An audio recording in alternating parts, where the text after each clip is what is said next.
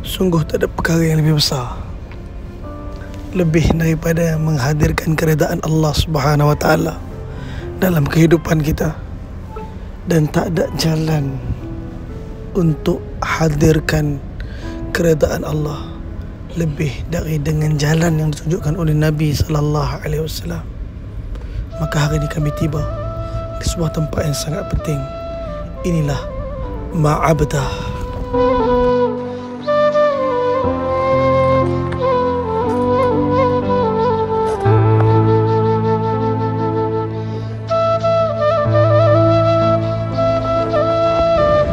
Assalamualaikum warahmatullahi wabarakatuh. Alhamdulillah. Macam biasa, setiap kali datang Mekah, datang Madinah, ada je tempat baru yang kita belajar. Alhamdulillah, kali ini bersama Dr. Eddie lagi. Ni owner Awardin Travel, Masya Allah. Alhamdulillah, di belakang saya sekarang ada satu masjid, Masjid Ijabah. Alhamdulillah, kawasan Mekah dan Madinah tak macam dulu lagi. Kesibukan yang jadi pada hari ini menyebabkan sebahagian besar daripada nilai sirah telah hilang. Tuan-tuan dan puan sekalian, jalan ni ialah jalan menuju ke Masjidil Haram. Jalan menuju ke Masjidil Haram, daripada Jabal Nur ke Masjidil Haram. Jalan nak masuk ke Mekah ada 4. Betul? Okey tuan-tuan, kemudian Nabi SAW pernah singgah di kawasan ni. Masjid ni ialah Masjid Ijabah. Ada beberapa peristiwa telah berlaku di sini, Masya Allah. Yang pertama, ketika mana Nabi kita sallallahu alaihi wasallam memulakan kerja dakwah di Kota Mekah. Setelah 3 tahun Nabi sallallahu alaihi wasallam berdakwah secara sembunyi-sembunyi, maka Allah Taala telah perintahkan Nabi kita untuk berdakwah secara terang-terang. Dan alhamdulillah, ujian demi ujian telah hadir kepada Nabi sallallahu alaihi wasallam. Dan antara ujian yang terberat dan terbesar ialah pada tahun ke-7 kenabian, Allah Subhanahu wa taala telah uji orang Islam dengan peristiwa pemboikotan. Seluruh daripada Bani Hashim, Bani Al-Muttalib, yakni anak-anak kepada Bani Abdul Manaf, telah diboikot, dan mereka ialah Ahlul Bait Nabi SAW. Dan di sini, di kawasan masjid ini dipercayai, inilah kawasan Ma'abdah. Di kawasan ini dipercayai kawasan ditulisnya surat pemboikotan yang digantung di dalam Masjidil Haram, di dalam Kaabah.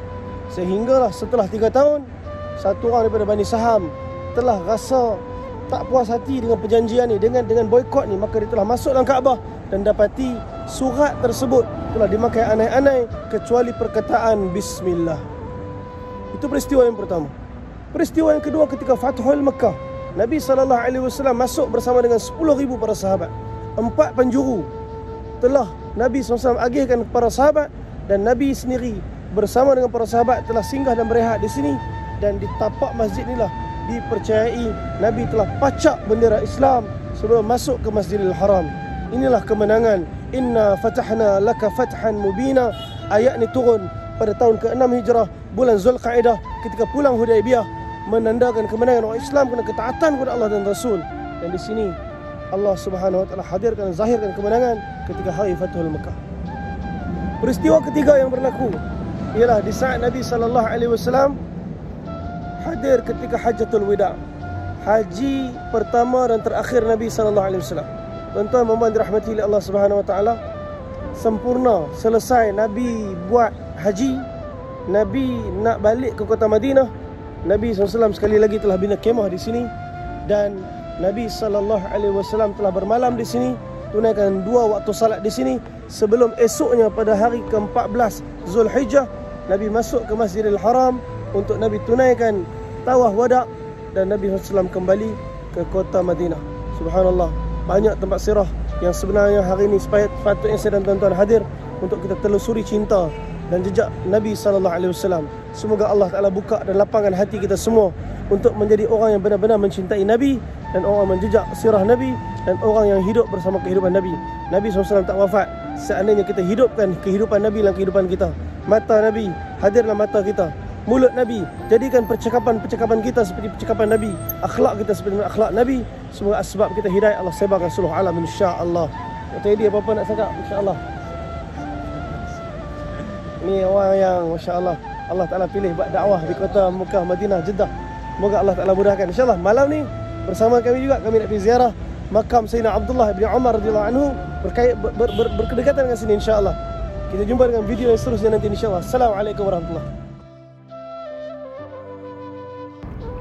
Apakah yang lebih penting daripada orang yang bercinta lebih daripada mengingati segala jejak kehidupan kekasihnya? Alhamdulillah, kami bersyukur kepada Allah dan kami berdoa supaya setiap daripada orang Islam dapat hadir untuk menelusuri seluruh daripada jejak jalan kehidupan kekasih kita baginda sallallahu alaihi wasallam. Ya Allah, Kau pilihlah kami dan seluruh manusia, khususnya umat Islam, untuk hadir ke sini, dan kepada yang bukan Islam untuk beriman kepada Allah dan akhirnya dapat tiba untuk menjadi tetamu-Mu. Jadi asbab manusia datang pada ketaatan kepada Engkau, ya Allah. Terimalah kami.